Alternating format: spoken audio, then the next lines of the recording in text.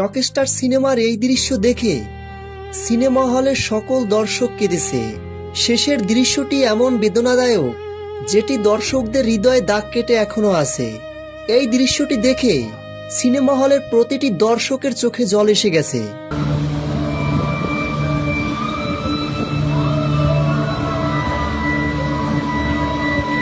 সাবিলা নূরের মৃত্যুতে শাকিব খান যেন ভেঙে পড়েছেন।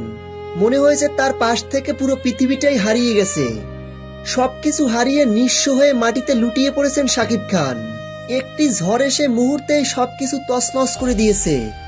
এই দৃশ্যটি দেখে সত্যি সকল দর্শকদের হৃদয় টাচ করেছে। রকস্টার সিনেমাটি দেখে কোনোভাবেই মনে হয়নি এটি একটি সিনেমার কাল্পনিক গল্প। শাকিব খানের অসাধারণ অভিনয় মুগ্ধ করেছে সকল দর্শকদের। বিগত দিনে শাকিব খানের সকল সিনেমার রেকর্ড ব্রেক করবে। রকস্টার সিনেমার গল্প, শাকিব খানের লুক, এক্সপ্রেশন এবং ডায়লগ বলার ভঙ্গিমা সবকিছুই যেন দর্শকদের হৃদয় ছুঁয়ে গেছে। তো ভিউয়ার্স, আপনারা যারা এখনো রকস্টার সিনেমাটি দেখেননি, আপনাদের পাশের নিকটস্থ সিনেমা হলে গিয়ে রকস্টার সিনেমাটি নিঃসন্দেহে দেখতে পারেন।